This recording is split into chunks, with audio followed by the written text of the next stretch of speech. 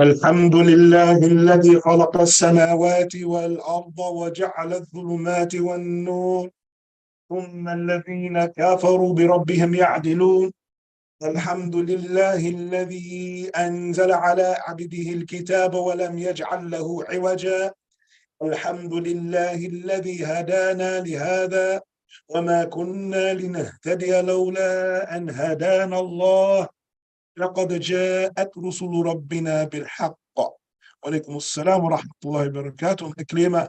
Now, so we were in the middle of something yesterday when we stopped, right? What were we in the middle of? Something that needed to be addressed.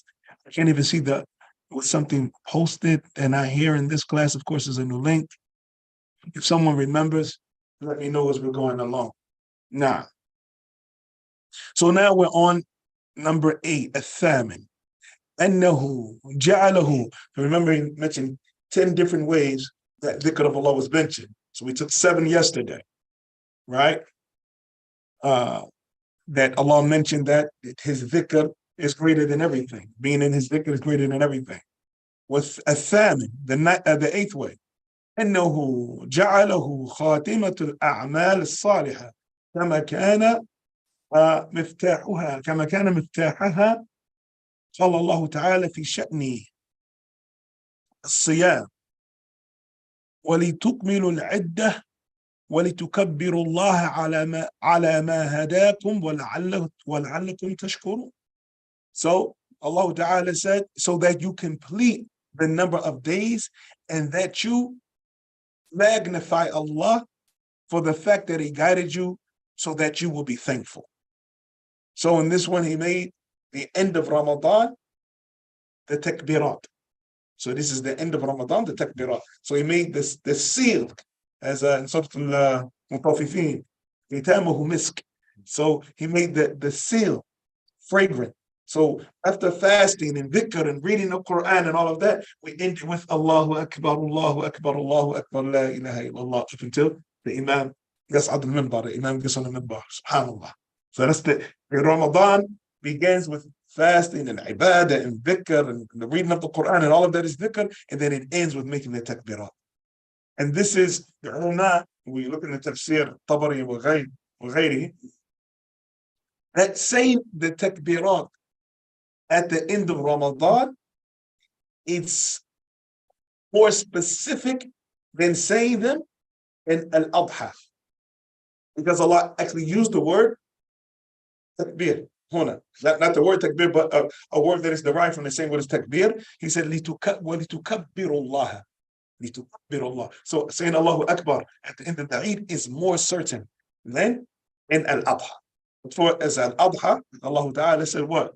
وَاذْكُرُوا اللَّهَ فِي أَيَّامٍ مَعْدُودَةٍ. He just said, remember Allah. Remember Allah. But here he said, وَلِتُكَبِّرُوا اللَّهَ. وَلِتُكَبِّرُوا اللَّهَ. And the lam here, when it comes, we talked about that before, this lam, when it comes before a present tense verb, it's called lam at-ta'leel. Lam at-ta'leel, for reason. For the lam for the reason, the thing that was done. And we know in Nahu, al-Arabi, that they have af'al al-khamsa. Af'al al-khamsa, the 5 present tense verbs. This is every verb that what? It is known that it is marfu' with noon. And it is majzoom and mansoob and majzoom bihadf al-noon. So the noon is removed. So Allah said, وَلِتُكَبِّرُوا اللَّهِ, when the asl is تُكَبِّرُونَ Allah. So he said, وَلِتُكَبِّرُوا اللَّهِ. So the noon is gone. So we know that it's from the nawasib or jawazim. It's either going to be from the, does that make a verb mansoob or a verb majzoom, mansoob or majzoom. He said, وَلِتُكَبِّرُوا اللَّهَ عَلَى مَا هَدَاكُمْ. Ibn Ajurun, he mentioned that. He said about أفعال الخمسة وهي يفعلان وتفعلان ويفعلون وتفعلون وتفعلين. Right? يفعلان, these two are doing it. وتفعلان, you two are doing it. ويفعلون, they all are doing it. ويفعلان, عفوا يفعلان وتفعلان. So this is dual. The one being spoken to is taf'alan. The one being spoken about is third party, yaf'alan. What taf'alun, you all are doing it. Yaf'alun, they all are doing it. What taf'alun, you all are doing it. What taf'alin, you are doing it for a female. The yeah there is yeah mukhataba, the woman being talked to. Yeah, inshallah, we're getting into that soon. We're getting into that. So, but not the science of it, just the pattern of it. Just the pattern of it. Yeah. So he said, وَلِتُكَبِّرُ اللَّهَ. So this is showing that we make the takbir. He said, وَفِي شَأْنِ الحج قال جل ذكره, and the Quran is saying Hajj. فَإِذَا قَضَيْتُمْ مناسككم, is more general again here.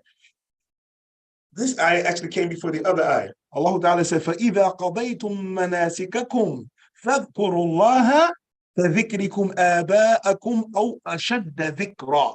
So when you have completed the Hajj rites, then remember Allah the way you remember your fathers, or a more severe remembrance. So now we have in this ayah talking about the end, Hajj, and then we have the other ayah talking about the beginning of the days of what? Dhul Hijjah, the first 10 days of Dhul Hijjah. Allah said, وَاذْكُرُوا اللَّهَ فِي أَيَّامٍ مَعْدُودَاتٍ. And remember Allah in these number of days, those first days of Dhul Hijjah. And then the end of Hajj, Allah Ta'ala said, فَإِذَا قَضَيْتُم مَنَاسِكَكُمْ فَاذْكُرُوا اللَّهَ كَذِكْرِكُمْ. He just said, remember. He didn't mention takbir, he didn't mention tasbih, he didn't mention tahleel, he didn't mention anything, tahmeed. He just said, remember Allah on both occasions. So it's more general when it comes to Hajj than it is when it comes to Ramadan. كذلك وفي شأن الصلاة قال الله تعالى فإذا قضيتم الصلاة فاذكروا الله قياما وقعودا وعلى جنوبكم. The salah, at the end of the salah, Allah said, so if you have performed your prayers, you completed the performance of your prayers, what? Then remember Allah standing and sitting and lying on your sides. وفي شأن صلاة الجمعة قال عز وجل فإذا قضيت الصلاة فانتشروا في الأرض وابتغوا من فضل الله واذكروا الله كثيرا لعلكم تفلحون. So now, also at the end of the obligatory prayers, and at the end of Salatul Jumu'ah, which is also from the obligatory prayers, what did Allah Ta'ala say? Remember Allah. So for when you complete your prayers, then remember Allah standing, sitting, and lying on your sides. And in Jumu'ah, so when the prayer has been completed, then spread through the earth, seeking the bounty of Allah, seeking provisions, and remember Allah much so that you will be successful. Now, mashallah, mashallah. 9. التاسع الإخبار عن أهله أنهم أهل الانتفاع بآياته. That Allah explains about His people, and they are the people who benefit from His verses. قال الله تعالى إن في خلق السماوات والأرض واختلاف الليل والنهار لآيات لأولي الألباب. And al-albab is the plural of lub, and lub means intellect. Lub means intellect. Somebody want to describe somebody as being intelligent, say هو اللبيب. That means he's extremely intelligent. هو اللبيب. Now, so ulul albab, the people of intellect. Allah Ta'ala said, and indeed, in the creation of the heavens and the earth, and the differing of the night and the day are signs for people with intellect. Then he described those people of intellect, right? So that the idea doesn't go to just any intelligent person, someone is good at math, someone is good at science, someone is good at this. Allah said, the ulil albab, the people of intellect. All the people of intellect. الذين يذكرون الله. Those who remember Allah. People of intellect. People of intellect. And for our information, that there are two intellects. The human being has two intellects. He has an academic intellect, and that academic mind or intellect, whatever you want to call it, from all of the synonyms, that means the same thing. The mind, the brain is the physical matter, but the mind is the intangible matter, the thinking process and all of that, the intellect, whatever you want to call it. That We have two of them. One of them, its places in the brain. It's inside the physical brain, and its process takes place there, right? And that is for academia.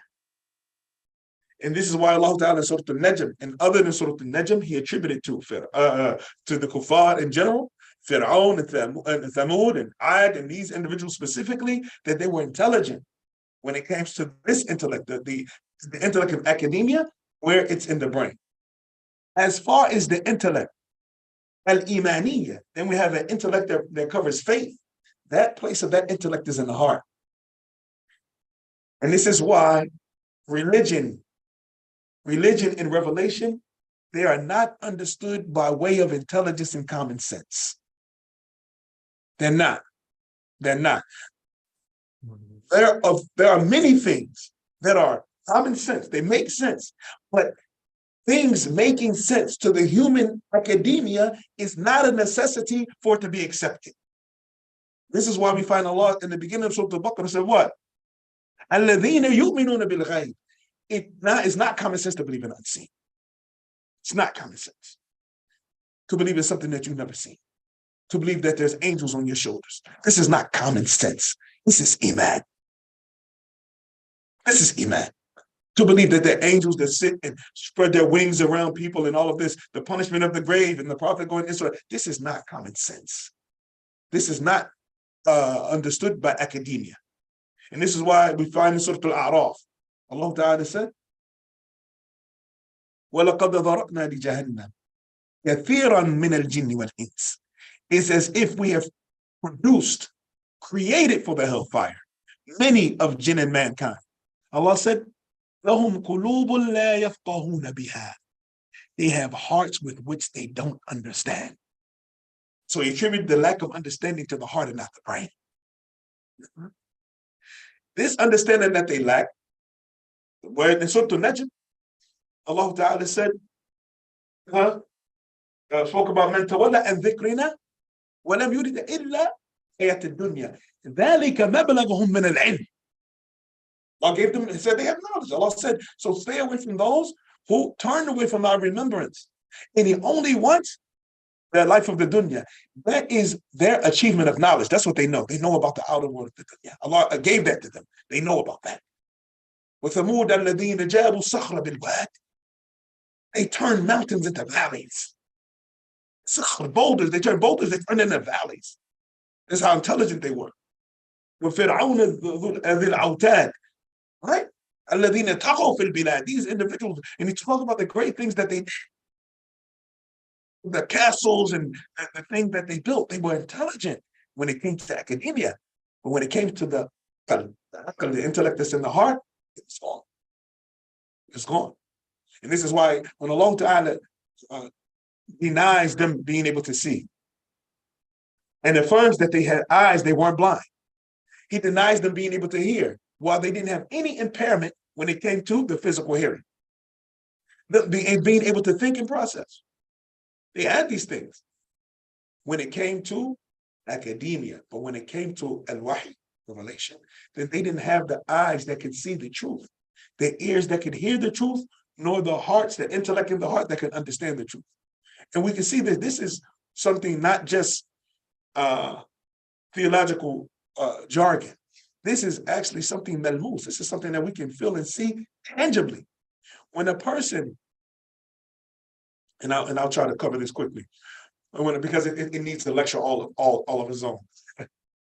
When a person has an issue that is bothering him when it comes to academia, right? You see him with his hand here. He's not going to hold his chest. He has a difficult math problem. He doesn't put his hand on his chest. When a person has an issue with faith, whether it be good increasing or bad decreasing, they attribute it to their chest. They attribute it to their heart. Physically, you say, man, my heart doesn't feel right. Did you hear what he said? There. Because the human being is made out of four entities. One is physical, and the other three are not. Of course, the physical entity is the body. It's the physical makeup of the human being, the body. Then that which is not physical, it's the soul, the intellect, and the emotion. These three are not physical. Some people want to believe that the emotion and the intellect is they're two different things. This is why when we see somebody being controlled by the emotion, we say, use your head, don't use your heart. Think with your head, not with your heart. So it shows that intellect and that's two different things. The emotion and intellect are two different things. You know, to the point that the Prophet said in Hadith in Sahih Muslim, he said, "Ma ra'aytu." We talked about this hadith that was mentioned in the khutbah, I believe. He said, "Ma ra'aytu adhhab bi rajul hazim." I've never seen someone that had the ability to take away the intellect of a prudent man. That couldn't have been one of you women. So it shows that the woman can affect the man, his emotion, to the point that he doesn't use his head. Now, look at Fir'aun. When our mother Asya, radiallahu anha, said that she wanted Musa, this is the child he was looking to kill. And that year he was supposed to kill all boys that was born from Bani Israel. And even though that was his case, because she said she liked the boy, I want to keep him, he still refused to kill him because the effect that his wife had. Keep him, I want to keep him. It will be the corners of my eyes and your eyes. So this, look at this Jabarut, this tyrant, he's killing infants. Every year, every infant that is born from this tribe, kill them. Every infant baby, every male infant, kill every. You talk about brand new born babies. He's murdering them. He's having them murdered. He's about merciless. While at the same time coming, he doesn't believe that in Revelation and that somebody's going to come, but he's making sure he's killed everybody. So this shows that emotion and intellect are different. And intellect are two, the academia and the religious. So deen is not understood by way of academia. It's understood by way of iman. Now, it doesn't disqualify the effects of. It doesn't disqualify that when someone has a level of intelligence and uses that level of intelligence to ponder over the signs or the skill and knowledge that they have, and it also accompanied with the religious intellect, that it becomes a powerful bond. Because now the person also sees how this applies, even intellectually, and it becomes a firmer confirmation for that individual. However, the point that I'm driving at is that intellect is not needed to confirm revelation. Academia, let me make that clear. Academia is not needed to confirm. Revelation doesn't need confirmation or affirmation from academics. Revelation does not need confirmation nor affirmation from academics. That's the point. I think that really sums it up right there. Right? Alaikum salam wa rahmatullahi wa barakatuh. Now, so Allah Ta'ala said these are ayahs for people with intellect. But what intellect? The one that understands revelation. Then Allah described these individuals, al-ladhina, and take this as a good principle in pondering the Quran. When Allah Ta'ala said or says, he mentions a certain kind of people, and then after he mentions the type of people, he said that those who disbelieve, right? And then he says those who, and begin describing actions and behavior. Then know that he gave the general title, this person is just a believer, this person are people of intellect, these people are believers, these people are this, these people are that. And then he says, alladhina, those who. Now you want to get a detailed description of what are the signs of these individuals? What are the signs of these individuals? Right? Allah Ta'ala, for instance, in Surah Nisa, Allah said, Wallahu la yuhibbu kullu mukhtalin fakhur. Allah does not love the grandiosest, arrogant bragger, right? So the one who has grandioso with him and he's arrogant. Then he described الذين يبخلون, those who are stingy, ويأمرون الناس بالبخل, and they order other people to be stingy. This is like the epitome of miserliness. That these individuals, not only do they not want to give of what they have, that Allah said, الذين يبخلون, those who are stingy. Okay, it's fine. You don't want to give anybody from what Allah has blessed you with, it's fine. That's on you. But these individuals, not only do they not want to give from what they have, وَيَأْمُرُونَ النَّاسَ بِالْبُخْلِ, and they order other people to be stingy. No, in any way, don't give up. What kind of stinginess is this? They not only do they hate to give, they hate to see other people giving. They hate to give, and they hate to see other people giving. الَّذِينَ يَبْخَلُونَ وَيَأْمُرُونَ النَّاسَ بِالْبُخْلِ, those who are stingy and they order others to be stingy. وَيَكْتُمُونَ مَا آتَاهُمُ اللَّهُ مِنْ فَضْلِهِ, and they hide that which Allah has given them a bounty. Hide it. SubhanAllah. So this is the description of mukhtal fakhur. This is from the descriptions. It doesn't mean that that's all of their descriptions, but this is somewhere you can see that somebody is mukhtal fakhur, that they're stingy and they order other people stingy and they hide the bounty that Allah has given them. This sign. Allah Ta'ala said, الَّذِينَ يَذْكُرُونَ اللَّهَ قِيَامًا وَقُعُودًا وَعَلَى جُنُوبِهِمْ. These individuals, the people of intellect, are those who remember Allah standing and sitting and on their sides. But not only is that their state, their physical state, that we can see what caused them to remember Allah qiyaman wa qu'udan wa ala junubihim. What caused them to remember Allah standing and sitting on their sides? وَيَتَفَكَّرُونَ فِي خَلْقِ السَّمَاوَاتِ, and they ponder over the creation of the heavens and the earth. This is what pushes them forward to remember Allah in every city, because they see ayat in all of this. وَيَتَفَكَّرُونَ فِي خَلْقِ السَّمَاوَاتِ وَالْأَرْضِ رَبَّنَا مَا خَلَقْتَ هَذَا بَاطِلًا. Oh, our Lord, you did not create all of this without purpose. You did not create all of this without purpose. Subhanak, you're perfect. فَقِنَا عَذَابَ النَّارِ. So protect us from the punishment of the hellfire. Now, so that's the ninth way Allah Ta'ala mentioned the dhikr, by mentioning the behavior of those who are the people of dhikr. Al-ashir. Number 10. أن ذكر الله هو قرين الأعمال الصالحة وروحها، فمتى عدمته كانت الجسد بلا روح. That remembrance of Allah, it is the partner of righteous actions and the soul of it. So when the actions don't have are not filled with the remembrance of Allah, adamatu, it doesn't have the remembrance of Allah, it's like a body without a soul. قال الله تعالى في شأن الصلاة وأقم الصلاة وأقم الصلاة لذكري, and establish the salah for my remembrance. We know as many hadiths talking about the salah. They're talking about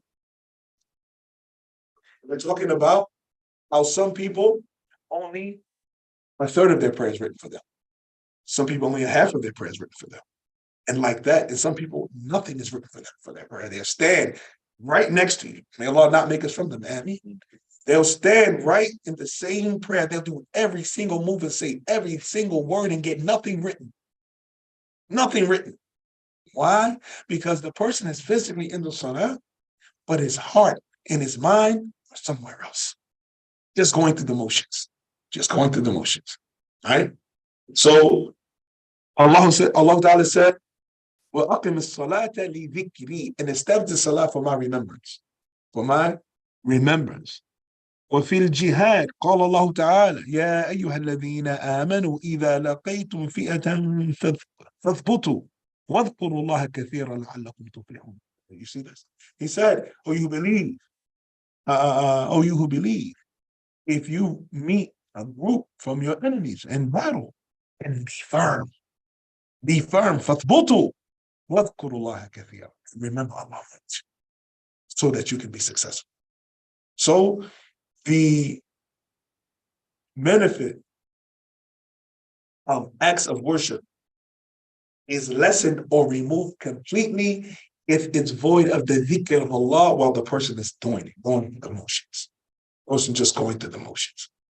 Fasting in Ramadan, for instance, because everybody else is fasting. Really, all they're doing is dieting. All they're doing is dieting. The Prophet said that hadith in the Sunnah.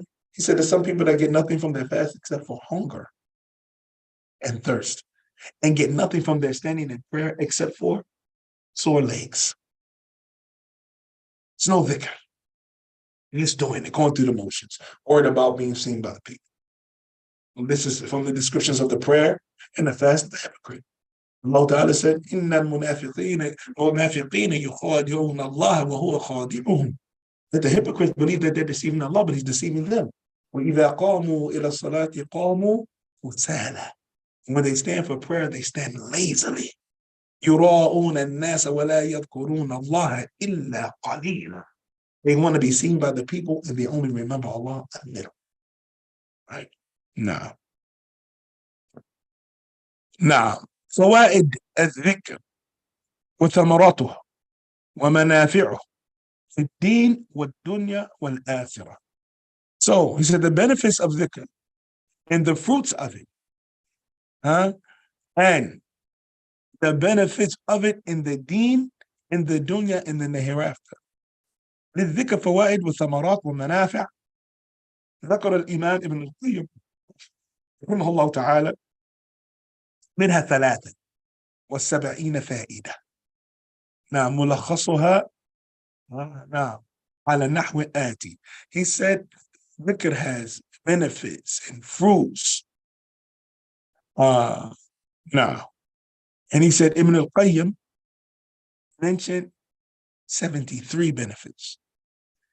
It can be comprised or abridged in the following. This is very important.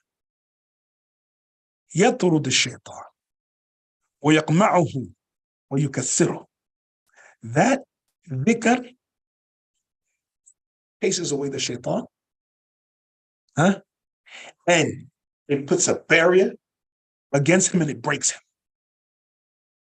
First benefit. Number 2, يرضي الرحمن عز وجل. That is pleasing to الرحمن. يزيل الهم والغم عن القلب. That it removes anxiety, stress, and the rest from the heart. يجلب للقلب الفرح والسرور والبهجة. That it also brings into the heart excitement and happiness and relaxation. يقوي القلب والبدن. Number 5, it strengthens the heart and the body. Number 6, ينور الوجه والقلب. Number 6, it puts light into the face and in the heart.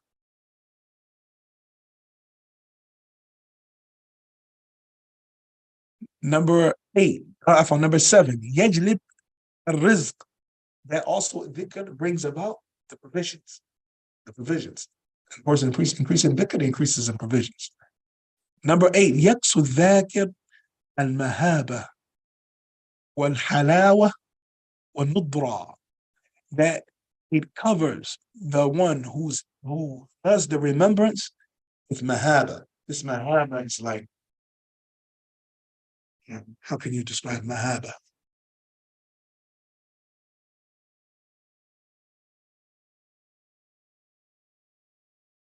I want to see the easy the translation would be respect, but it's greater than respect. It's respect and awe. That person that all have respect for the dhakir and awe for the individual at the same time. Now that's what dhikr does. Well, halawa, and it places in them a sweetness and a beam of light. Now, number 9, يورث محبة الله للعبد التي هي روح الإسلام وقطبة روح الدين.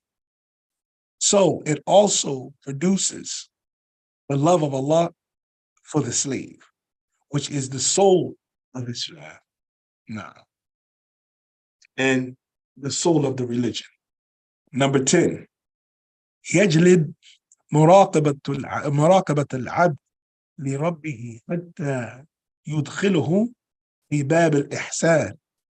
It makes the slave aware about Allah Ta'ala watching him, which causes him to enter into the gate of ihsan, meaning to worship Allah as though you can see him and though you cannot, you know he sees you. This is what dhikr does. يورث number 11 يورث الإنابة وهي الرجوع إلى الله ويبقى الله عز وجل مفزعه وملجأه. نعم. ويبقى الله عز وجل مفزعه وملجأه. So it also produces an inaba. And inaba is returning to Allah, means to return to Allah Azza wa Jal. So the person remains, and when he has fear or flee or seeks refuge, Allah becomes his refuge in everything. He flees to Allah from Allah.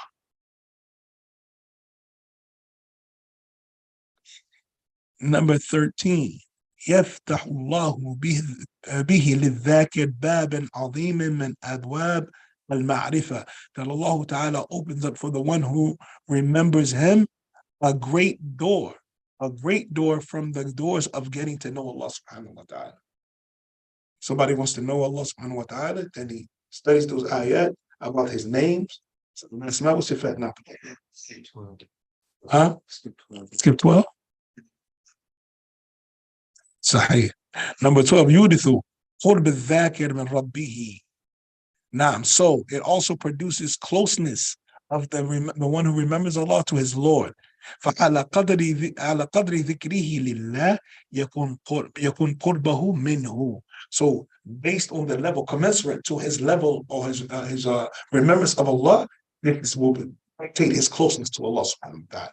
The more he remembers Allah, as Allah said in Surah Al-Baqarah, وَإِذَا سَأَلَكَ عِبَادِي عَنِّي فَإِنِّي قَرِيبٌ. If my slaves ask you about me, then tell them I'm close. أُجِيبُ الدَّعْوَةَ الدَّاعِ إِذَا دَعَانِي. I answer the supplication of the supplicator if he calls on me. فَلْيَسْتَجِيبُوا لِي وَلْيُؤْمِنُوا بِي لَعَلَّهُمْ يَرْشُدُونَ. So let them answer my call and believe in me. Perhaps they will be guided. Perhaps they will be guided, and then they will be guided like that. So we're on 14 now, right? 14. يورث هيبة لربه الهيبة لربه عز وجل وإجلاله لشدة استيلائه على قلبه وحضوره مع الله عز وجل. It makes this individual have extreme reverence for Allah subhanahu wa ta'ala. Person is constantly in dhikr, he increases his reverence for Allah subhanahu wa ta'ala.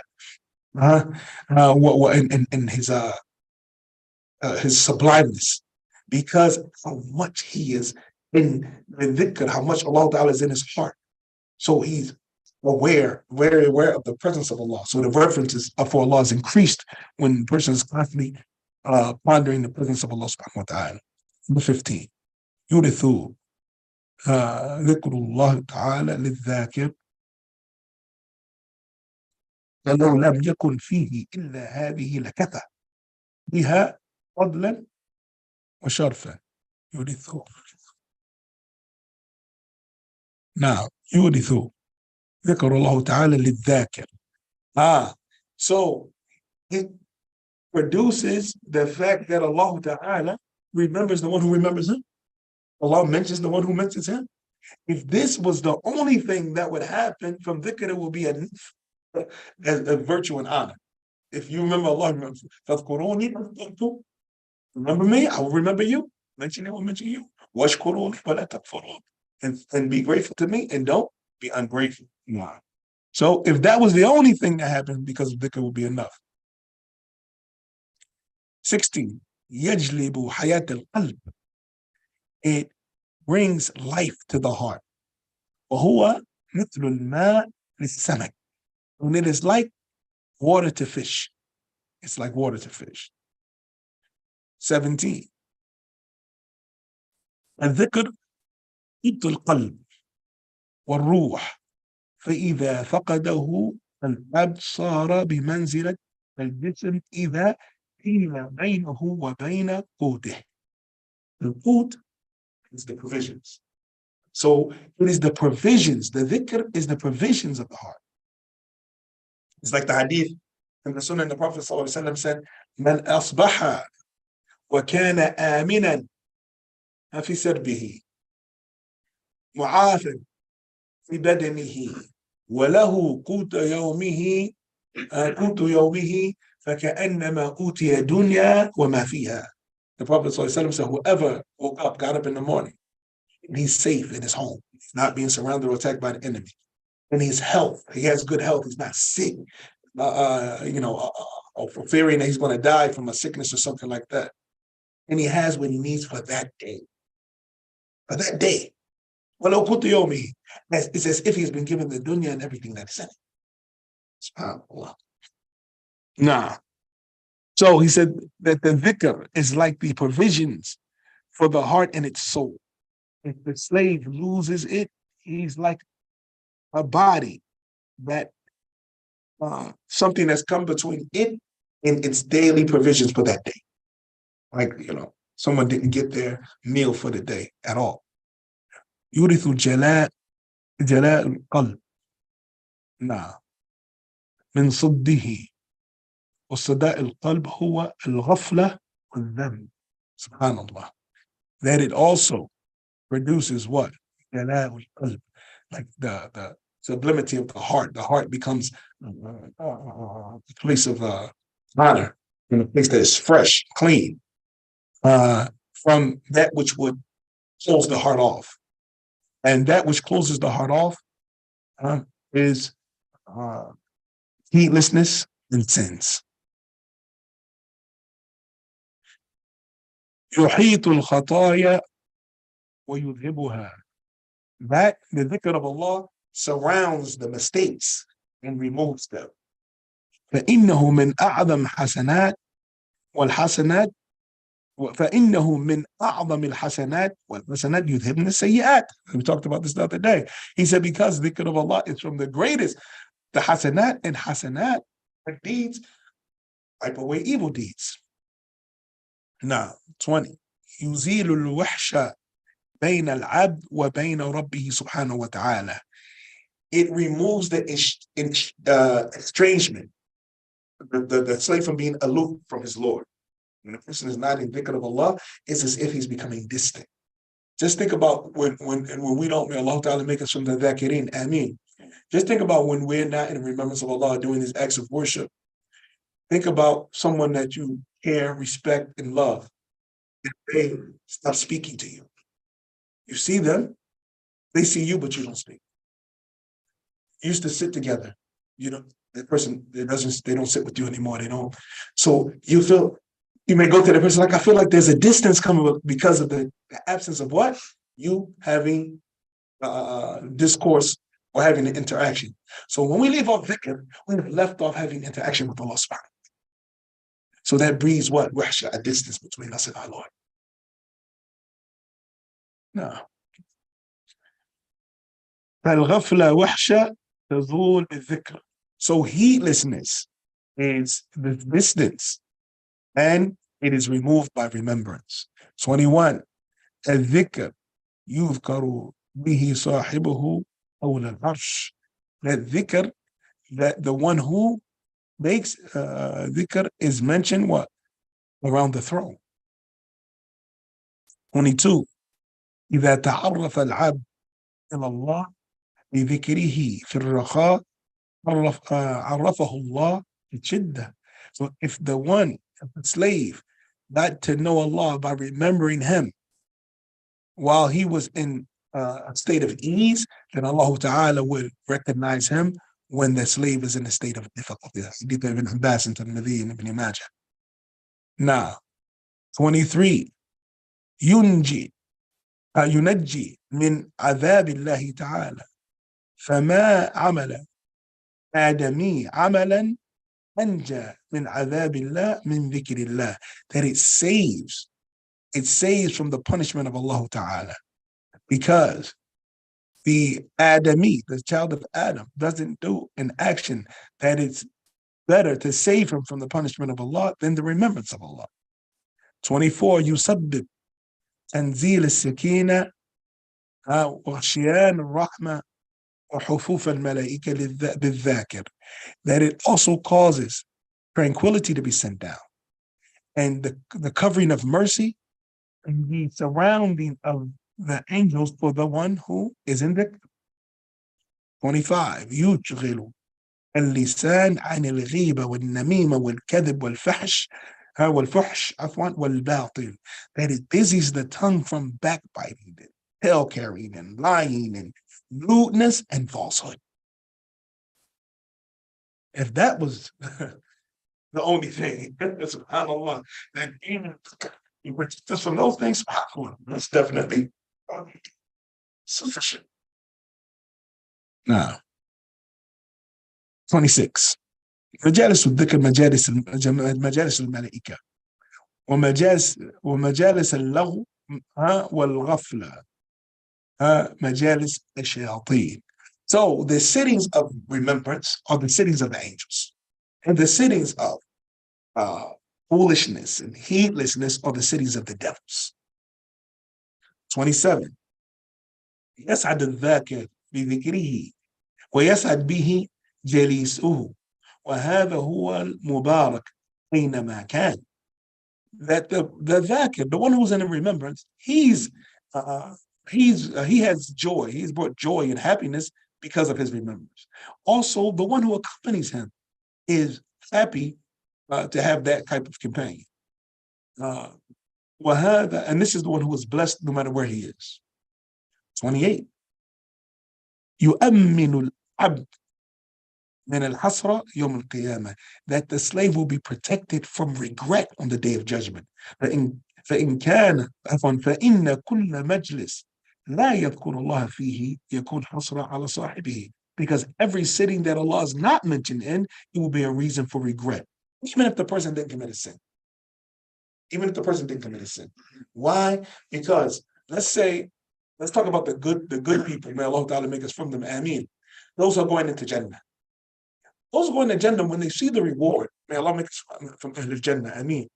When they see the reward, and Jannah is levels, see, could have got more. Got this. What I did. I could have read the Quran on that time. I remember I had that hour right there. I could have did that. Person's going to want to do more to get higher after they see the reward. Now, 29. الذكر مع بكاء الخلوة سبب لإضلال الله العبد ظله يوم الحر. That dhikr, while crying in seclusion, is a reason for Allah shading the slave on the day of the greatest heat. The sun will be brought over the heads of the children of Adam. La ilaha illallah. 30. الاشتغال بالذكر سبب لإعطاء الله الذاكر أفضل ما يعطي السائلين. A person busying himself with the dhikr of Allah is a reason for Allah giving the one who stays in his remembrance better than what he gives those who actually supplicate and ask. You have those, oh Allah, please give me this, please give me this. And you have the person in the dhikr of Allah, reading Quran, doing optional prayers, fasting like that, more than he's actually asking. So he asks, but he's also in the dhikr more. So Allah will give that person more than than the one who does a little bit of dhikr, but a lot of asking. And this brings me to a really, really important point. Many people don't know what prayer is. Most people don't pray, but they think they pray. Why? Our salah requires from us state of mind, specific state of mind, state of heart, specific state of heart, a physical awareness, verbal consciousness from beginning to end. So sometimes, I mentioned this before, we treat Allah like a wealthy relative. They don't hear from us unless we need something. So, may Allah forgive us all. Ameen. We'll be busy with our dunya, far from the dhikr of Allah subhanahu wa ta'ala, until that situation comes. Now we turn to dhikr. It's as if we're saying, and may Allah not make us from those who say this, not directly nor indirectly. It's as if we're saying, as long as my dunya is going fine, I don't need you. But if I get into a tight situation, so people say I have to pray. You're not praying, you're supplicating. When you pray, it concerns mentally, spiritually, physically, verbally, to be there in order to establish the magnitude and the exaltation of Allah subhanahu. Sometimes we go in and we're heedless through the whole prayer. We just want to get to the part where we can make dua and ask. I'm not worried about the fact that I mean, Lord, then when we get down to the part of making dua, now we're taking the time. Now we have khushu'. Only when we need something, we're asking for something. Why we're not khushu'? Alhamdulillah, Rabbil Alamin. Why not khushu' al-Fatiha? Why not Subhana Rabbi al-Azim? Why not khushu'? Sami Allahu liman hamida. Why is only the khushu' when asking? So then, what did we pray? None of our prayer had any focus except for supplication. So people think they're praying, they're only supplicating. So let's pray to Allah subhanahu wa ta'ala. Exalt Allah. Subhan Rabbi al-Azim. Subhan Rabbi al-A'la. Nastash'ir, we shake them, feel that. I'm singing, I'm in the lowest position I can get in. My face on the ground, saying how perfect is my Lord, the Most High. I'm low because He's high. And we mentioned that before. Look at the way we've been taught to pray, to look at the place of prostration. This is all through our prayer. We're acknowledging that we're low and we're poor, we're impoverished, and we need Allah. So we dare not look up. We dare not look up. We're looking down all the time. This is why, even in supplication, not permissible in the salah to look up. In the salah, it's not permissible to look up. As you imagine, and we've mentioned this before, a father talking to his son. And it's different when he says, look at me when I'm speaking to you. If the son were, look how we stand in prayer. We talked about this before. We stand with our hands like this. So imagine a father, a mother, or a supervisor, or anybody, that the person that they're in authority over stands with their hand folded on their chest and looks them in their face. That's disrespectful. So what do? We put our hands on our chest because we dare not. We're facing Allah subhanahu wa ta'ala. And then outside of the prayer, when we do dare to look up, how do we look up? Hands open, please. Show that we're begging, that we're broken. We have no authority. We don't look up like this and then go, oh Allah. No, we look up with our hands raised. Even when we're looking up, our neck is bent and our hands are raised like that. Allah. So look at all of these manners that come to supplicating to Allah subhanahu wa ta'ala. No. Somebody call the adhan, please. That was a chief of the adhan, please.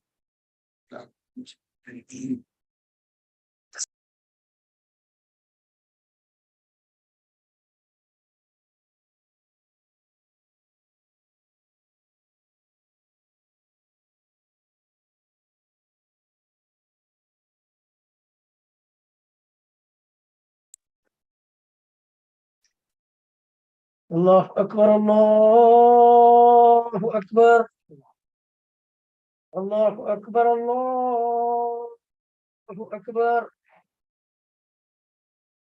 أشهد أن لا إله إلا الله. أشهد أن لا إله إلا الله. أشهد أن محمدا رسول الله. أشهد أن محمدا رسول الله. حي على السلام. حي على السلام. حي على الفلاح. حي على الفلاح. الله أكبر. الله أكبر. لا إله إلا الله. Now, so one of the brothers remembered the issue yesterday, the issue of practicing Muslims. Now, I believe that was the issue. So there's no such thing as a non-practicing Muslim. A person who said La ilaha illallah Muhammadur Rasulullah and did not establish the pillars of Islam, no salah, no zakah, no fasting, no hajj, it's called a kafir. It's called a kafir. There's no such thing as a non-practicing Muslim. And this is already understood. It's as if someone says a non-driving truck driver. How? A non-cooking chef, a chef that doesn't cook. How? A non-practicing, can somebody be a non-practicing electrician? Yeah, I went to school to become an electrician and I got all the certifications. So that's what you do? No, I don't do it. Never? No. So how are you an electrician? How are you an electrician? Knowing about how to, do the electrical, knowing about it does not make the person what? That thing. Knowing about truck driving, yeah, and the clutch and whatever, all the things that goes into truck driving, knowing about it, never driving a truck, how can that man give him the title as a truck driver? Right? So, no, in order for a person to be a Muslim, they have to do what Muslims do. How can a person be a Muslim without establishing the salah? Let's even just go to the issue of the salah. Without establishing the salah, when Allah Ta'ala spoke about the hypocrites for praying heedlessly, they actually prayed. They actually prayed, but they're heedless. So, and Allah spoke ill of them. So what about the one that leaves the prayer off altogether? How can you be a non-practicing Muslim? Doesn't make sense. So in order for a person to be Muslim, he has to do the pillars of Islam, at the least. To be a Muslim, he has to do the pillars of Islam. You can't abandon all the pillars of Islam. And there's no ikhtilaf between scholars that a person that does not establish a pillar from the pillars of Islam, except that he said the shahada, that he's a kafir. After that, if a person established the salah and he's missing this and missing that, that's when it gets a little, or the person who abandons the salah, they get into how. But the correct opinion is that when a person, the hadith in Ibn Majah, the Prophet ﷺ said, Bain al-rajul wa bain al-shirk as-salah, faman tarakaha faqad ashraka. He said that between an individual and between polytheism, shirk is the prayer. So whoever abandons the prayer has committed polytheism. Shirk. So how? It doesn't make sense. No. If you take shahada and you don't pray, you're not Muslim? No. Person that takes shahada doesn't pray, is not Muslim. Let's say, for instance, if somebody goes to Walmart, fill out an application, get the job and don't come to work. Is he an employee? He fills out the application, say, okay, you're hired, you start Monday. He never comes to work. She shows up Friday to get the check. They said, did you come? No, I didn't come to work. But I filled out the application. Did you come to orientation? Yeah, I came to the orientation. Did they say you had a job? Yeah. Okay, how many hours did you work? No, I didn't work. So what are you coming for? I'm coming to get my check. Wow, I work here. Did you come to work? How can you get paid without working? So we understand this in the dunya. When we deal with Allah, how are we not going to understand the standard before Allah subhanahu wa ta'ala? How is it when Allah said about those who pray and delay the prayer until it's gone? Right? Allah said, وَيْلٌ لِلْمُصَلِّينَ. Woe to those who pray. الَّذِينَ عَنْ صَلَاتِهِمْ الَّذِينَ هُمْ عَنْ صَلَاتِهِمْ سَاهُونَ. Those who leave the way till the prayer goes all the way out. And then they pray it. And they pray it very quickly. That if their prayer is not accepted. So then how can somebody, if somebody is praying but praying late without reason, if his prayer is not accepted, how can somebody don't pray at all? How can it be? How can it be? No, prayer. Not the prayer. So if you take shahada and you don't pray now, Muslim? No. So if you die, you cannot bury like a Muslim? No. No. A person that's known that he's abandoned the pillars of Islam, never prayed, he's not, and then he dies. He has no right over us. He has no right over us. No right over us. He left Islam. They even say the word, they say the famous term, I'm off my deen. So if you're off of something, that means you're not connected to it. You're off. You're off of it. I'm on my bike, and then I get off my bike. Can't call myself a bike rider. I'm off my bike. So if you're off of your deen, then that's it. It's all. You're right. It's all. You're off of it. You said it. I'm off my deen. Exactly. You're off of your deen. That means you're out of your deen. You're out of it with your own witness. With your own witness. Allah Ta'ala said in Surah Al-Mudaththir,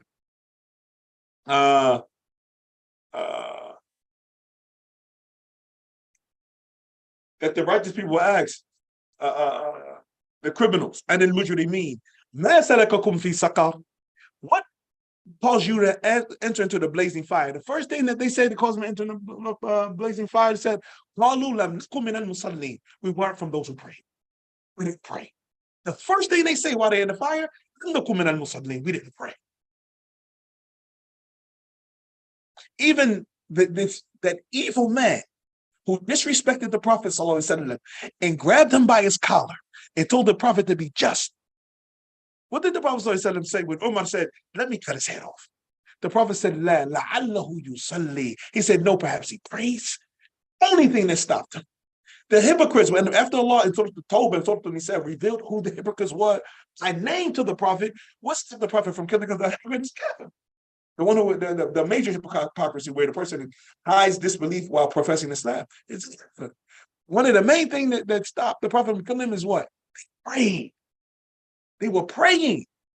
So it's like it's going to look like I'm killing Muslims. And get somebody that's praying. It's the Prophet ﷺ. Their prayers serious. And the principles of fighting in the way of Allah subhanahu wa ta'ala. What did the Prophet teach? He used to make raids at Fajr. If they raid a town or a village, they would raid at Fajr. And they would raid at Fajr. Why? They would stop at the town before raiding and listen. If they heard the adhan, they would turn around. If they heard the adhan, they would turn around because of the Muslims. This is what the Salat. So there's no such things in our practices. You be a Muslim or you're not. You can't be a non-practicing Muslim. Nah. But sometimes in your day fast, pray, not that sometimes pray, sometimes it does. Right. What you consider it? This person is different.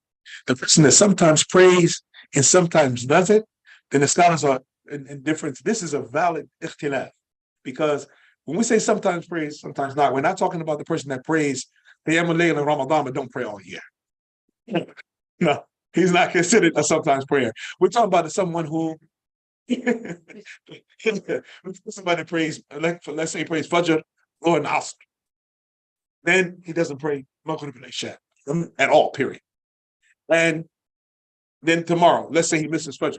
Then he prays Dhuhr, Asr, and Maghrib, but he didn't pray Fajr and Isha. So this individual is going to be responsible for those prayers that he missed, but he's established some of the prayers. And just like the example I gave before, we got the employee that he's supposed to work, what? Second shift, 5 days a week. He came in Tuesday, Wednesday, and Thursday. Then he called out Friday. On Saturday. So he's actually an employee. But now he needs to be spoken to. Listen, you're missing days. So at the beginning, what? It's gonna, your pay is gonna be cut. So like that, the one who prays sometimes and doesn't pray, his pay is gonna be cut. Okay, I mean, he has something, he has stuff to answer for. Prayers that he missed. Whole days of prayers gone. And not whole days, I mean 2 or 3 prayers missing out of the day. This is a problem. So now he has an issue that's between him and Allah. So if Allah wants, he'll forgive them. If Allah wants, he'll punish them. So that's the individual who prays on and off. I mean, he's praying 2 or 3 prayers a day and like that. But the one who doesn't pray, period, no. I know, and then the method of Imam Shafi'i, they said as long as he believes that the prayer is obligatory, but he doesn't pray out of laziness, then he's still a Muslim. What? That statement is marjuh. That statement is not accepted, is weak. Why? Because when Allah described the hypocrites, like we just quoted in Surah An-Nisa earlier, Allah said, "Inna al-munafiqeen yukhadi'una Allah wa huwa khadi'uhum." That indeed the hypocrites, they want to deceive Allah, but He's deceiving them. وَإِذَا قَامُوا إِلَى الصَّلَاةِ. When they pray, قَامُوا كُسَالَى. So how can a hypocrite, he's a disbeliever, pray lazily, and a believer not pray with laziness? Allah described the hypocrites pray, they pray, and they're lazy when they pray. So now this person doesn't pray at all. How can he still be a Muslim? And these people are standing in the right praying. They only pray what? We mentioned that before, that the hypocrites used to come for all of the prayers when it was light outside. But as soon as it get dark because there was no electricity, he said that they come to Fajr or Isha. That's why nobody can see them anyway. They're only praying because people can see them. So as soon as the prayer come in where nobody can see them, they stay away. They stay away. So this is why the Prophet said the hardest prayer on a hypocrite is what? Fajr and Isha. It's because they couldn't be seen during those times. It's still dark outside. Still dark outside. That's why. So, but Allah said that when they pray lazily, just want the people to see them. This is a hypocrite. So now we're going to say that this is the description of Allah for a hypocrite. Now we got this person that's not praying at all, and we say, "Oh no, but he's just lazy." No. What about the one who doesn't pray during the day while at work, but at home, when they get home, they pray all the prayers that they missed? That's the same thing. The person who intentionally missed all those prayers, he has a big what? A big situation with Allah subhanahu wa ta'ala. Because Allah ta'ala said in Surah An-Nisa, "Inna salata kanat ala al-mu'minina kitaban mawquta." That the prayers have been prescribed for the believers at specific times. So to delay them, we talk in Surah Al-Ma'un, Allah ta'ala said, "Woe to the worshippers who delay the prayer until it's out of its proper time." And like that. And then,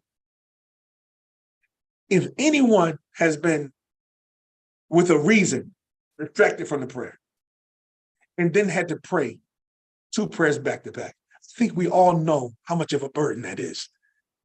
Not like combining the prayer. Combining the prayer is different. You feel the relief when you're combining it. But when you are combining it because of time and because of that, it doesn't feel, it's like you're trying to get it out the way. You're not trying to actually get into it. You're trying to get it over with. The mentality is totally different. Anybody that's been tested with that, I was tested with that before, and it doesn't even feel right. It's like you want to get through it because you got to get the other one done because you're pressed for time. That pressed for time prayer, there's so many things being left out that we're supposed to be where we're supposed to be, like we said earlier. We're supposed to be present mentally in the prayer so that we don't forget what we're praying. We're supposed to be present spiritually in the prayer so that we understand what we're doing physically in the prayer, so that physically and verbally in the prayer, so that what we're doing can be accepted. So most of that goes away when a person is doing all the combining. When someone combines all those prayers, you're telling me he's going to pray, Lord, Allahu Akbar. And then he know he has Asr after that, Maghrib after that. And he's going to pray the smooth, nice prayer, or is he going to pray a rocket? Exactly. He's going to shoot through. I got how many rakats to do? I got 4, I got 3, I got 4. He's going to shoot through that prayer. Shoot through that prayer. Yeah. So he can be like he did prayer on 5. Right. So, and this is the problem. If we look at every time Allah ordered with the prayer in the Quran, He ordered with its performance. He ordered us to perform. So what happens when this is the translation, right?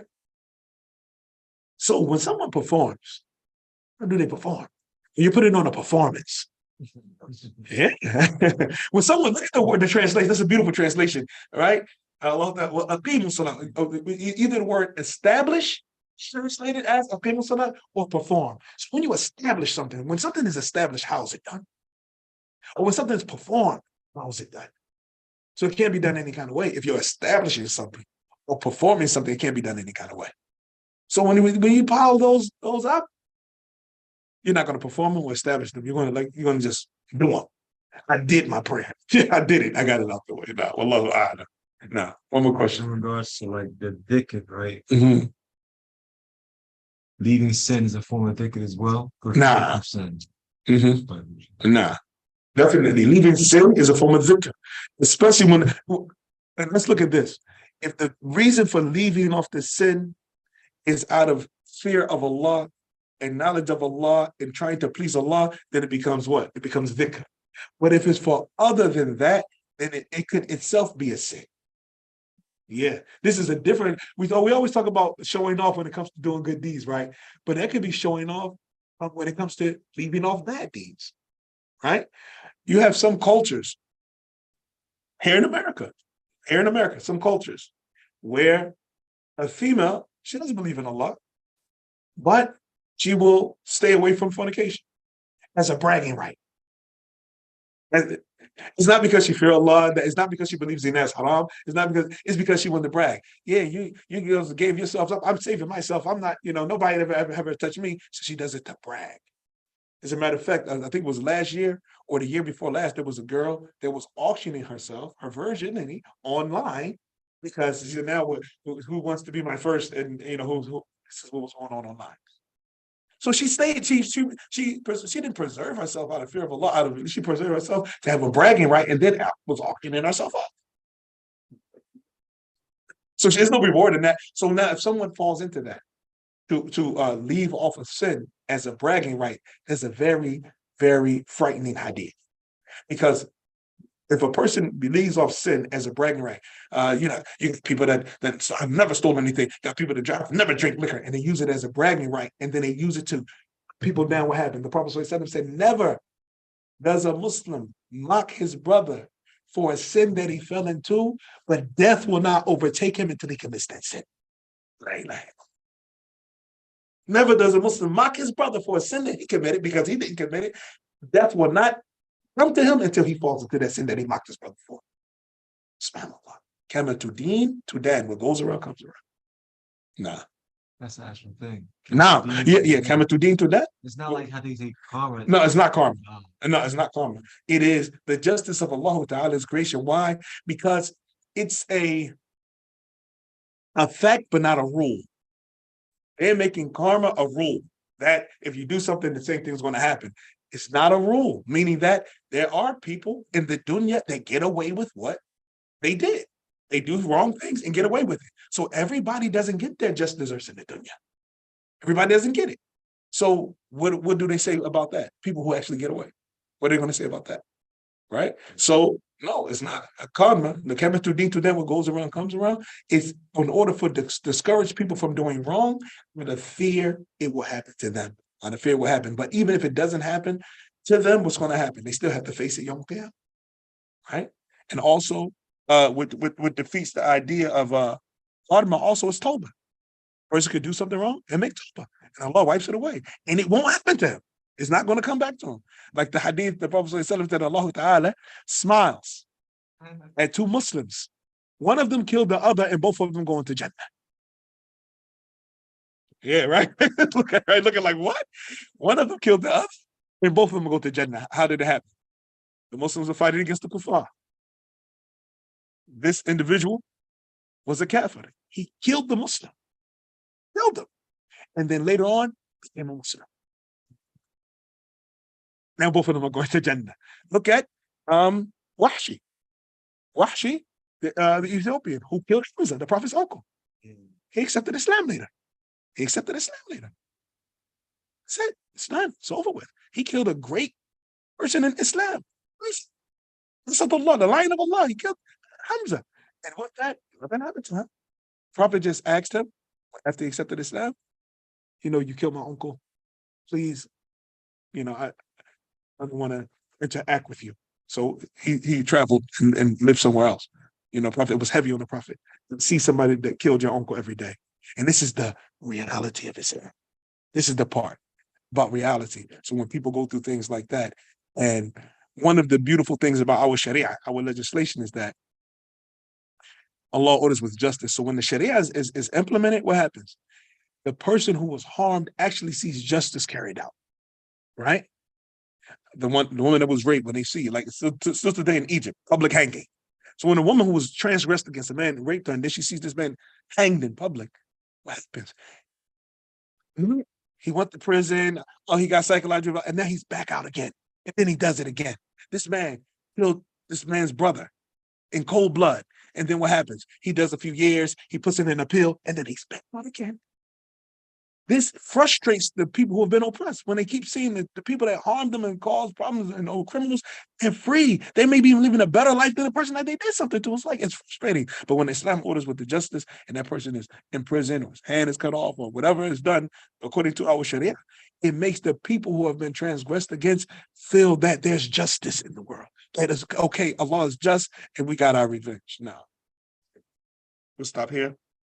هذا وصلى الله وسلم وبارك على نبينا محمد وعلى آله وصحبه وسلم